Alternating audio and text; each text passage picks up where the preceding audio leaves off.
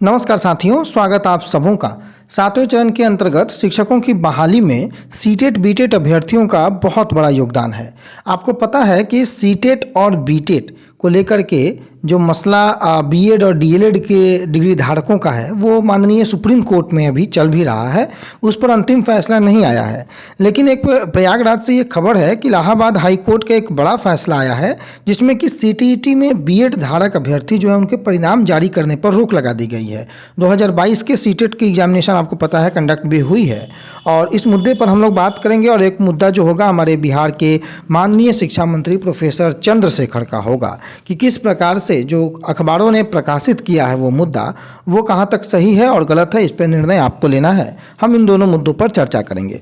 तो शुरुआत हम इसी बड़ी खबर से करेंगे कि सीटेट में बीएड जो धारक अभ्यर्थी हैं उनको परिणाम जारी करने पर रोक लगा दी गई है। कोर्ट ने क्या कहा है कि अगर परिणाम जारी हुआ तो जो एसएलपी का जो फैसला होगा उसके अधीन ये परिणाम होगा, यानी कि मामला जो लंबित अभी सुप्रीम कोर्ट में है, फैसला रिजर्व जो है उसके अधीन ये फैसला जो है ये परिणाम जारी अगर होता है तो उस फैसले के अधीन जो है इस पर कार्रवाई आगे की जाएगी। पूरा मसला देखिए कि इलाहाबाद हाई कोर्ट ने जो केंद्रीय माध्यमिक शिक्षा बोर्ड यानी कि सीबीएसई है उसको केंद्रीय शिक्षक पात्रता परीक्षा जो सीटेट प्राथमिक स्तर की बातें हो रही हैं जो 2022 में शामिल बीएड डिग्री धारक के परिणाम जारी करने पर रोक लगा दी गई है।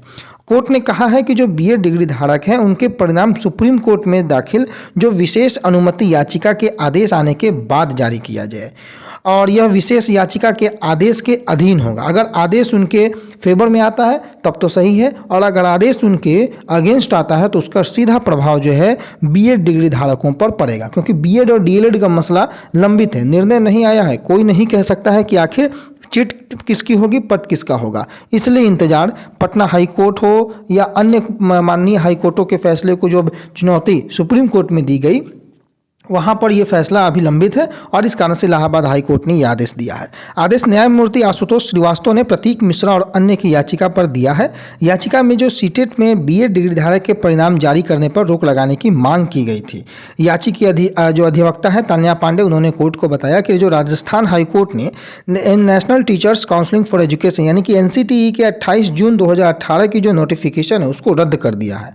एनसीटीई ने 28 जून की अधिसूचना में सीटेट यानी कि जो प्राथमिक स्तर में बीएड डिग्री धारक हैं उनको शामिल कर लिया था और इसे राजस्थान हाई कोर्ट ने चुनौती दी गई थी। और इसके बावजूद जो सीबीएसई है उनके द्वारा आयोजित जो सीटेट की परीक्षा होती है प्राथमिक स्तर में बीएड डिग्री धारकों को शामिल किया गया, जो कि अनुमान्य नहीं है।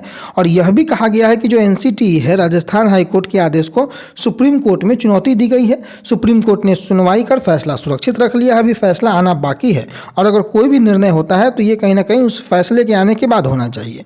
इन तमाम दलीलों को सुनने के बाद हालांकि सुप्रीम कोर्ट ने राजस्थान हाई कोर्ट के आदेश पर कोई रोक नहीं लगाई है। इस पर कोर्ट ने सीबीएसई को इस मामले में सुप्रीम कोर्ट के आदेश आने तक परिणाम न जारी करने का जो है आदेश पारित किया है।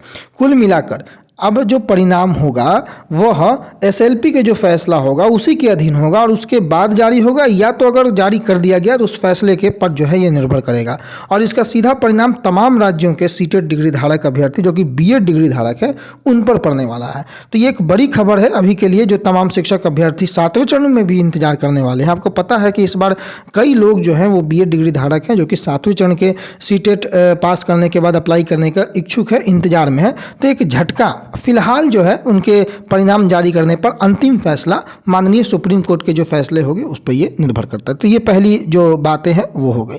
दूसरी महत्वपूर्ण बातें जो है हम चलते हैं बिहार के शिक्षा मंत्री प्रोफेसर चंद्रशेखर का एक बड़ा कारनामा है। क्या है, एनबीटी बिहार की ओर से तमाम अखबारों की ओर से प्रकाशित किया गया है कि बिना हाजिरी बनाए उठा रहे हैं कॉलेज से प्रोफेसरी का वेतन।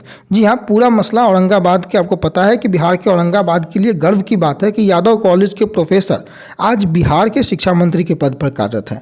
मगर हैरानी की बात क्या है कि 15 साल से कॉलेज की उपस्थिति पंजी में उनका नाम तक नहीं है, उसके बावजूद उनको वेतन भुगतान किया जा रहा है। बिहार के अभ्यर्थी सड़कों पर धूल फांक रहे हैं, कुछ हजार के वेतन के लिए शिक्षक बनने को इच्छुक हैं परंतु उनकी सुनवाई नहीं हो रही है। परंतु माननीय मंत्री महोदय 15 साल से उपस्थिति पंजी में उनका नाम नहीं है, फिर भी वेतन का भुगतान किया जा रहा है।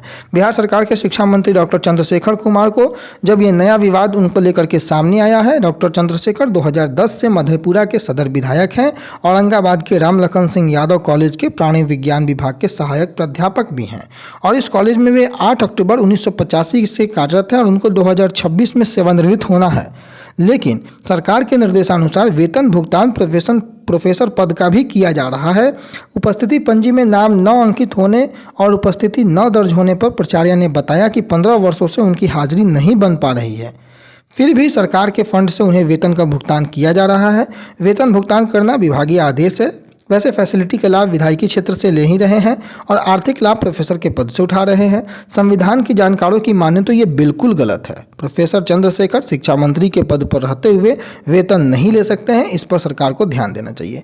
तो ये हमारे माननीय शिक्षा मंत्री हैं, इनके द्वारा किए गए कारनामे। इससे आप सहमत हैं, असहमत हैं? आप अपनी राय कमेंट बॉक्स में जरूर दीजिएगा। फिलहाल के लिए इतना ही। आप सबों का धन्यवाद।